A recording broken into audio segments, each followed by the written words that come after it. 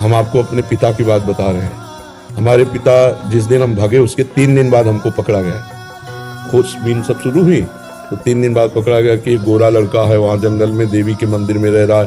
तो पहले बड़े भाई आए तो उनको तो कठोर शब्दों से कह के, बहुत विवेक प्रवीण था, बचपन में भी बहुत विवेक प्रवीण था, मतलब प्रवीण ना होता तो संसार की यात्रा काटते हुए भगवान ऐसे कैसे लाते।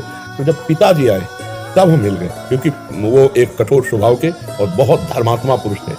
उनकी हम आंखों में कभी आंसू नहीं देखा। बहुत ही दृढ़, सर्दी गर्मी भूख प्यास सब बर्दाश्त करके संतों की सेवा करना, गैर एकदम किसान आदमी ऐसे।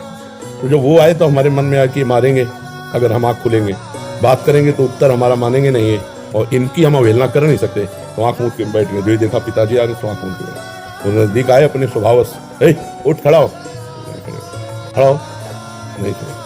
तीसरी बार का आप खड़ा हो जा तो हमें लगा डंडा पड़ेगा, चौथी बार तो खड़े हो गए। बच्चे ही थे, खड़े हो गए। तो चाचा जी वगैरह उनको बड़े भैया कहते थे, तो हम भी पिताजी नहीं कहते थे, हम भी बड़े भैया कहते थे। तो उनका बड़े भैया आपसे एक प्रार्थना करें।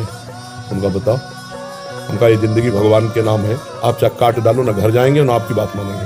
तो हम उनकी कृपा की बात बता रहे। एकदम चैप्टर बदल गया, जैसे भगवान की कृपा ना, तो उनका सच्ची, हमका आपसे सच्ची बात करें। घर नहीं जाओगे करना, कभी जिंदगी में ब्याह नहीं करोगे करना। पूरे खड़े हो गए, खड़े हो गए, ऐसे छाती से लगाया, कहा राम राम राम 3 बार ऐसे छाती से, कहा राम राम राम ऐसे कहा जाओ, अगर ऊसर में भी बैठोगे तो फूलों की वर्षा हो। जाओ, जिंदगी में कभी तुम्हारा कोई बाल बांका नहीं हो। पर एक बात ध्यान रखना, अगर आप बाबाजी बनते हो तो हमारा आशीर्वाद, ऊसर में भी बैठोगे तो फूल बरसेंगे, और जिंदगी में कोई बाल बांका तुम्हारा नहीं कर सकता। और अगर कहीं किसी की बहन बेटी देखी तो हमका जिंदगी में आप इस बात को कभी नहीं सुनोगे। तो वो तो पधार गए, कई वर्ष हो गए उनको पधारे हुए, और उनका आशीर्वाद, माता पिता का आशीर्वाद भगवान का आशीर्वाद होता है।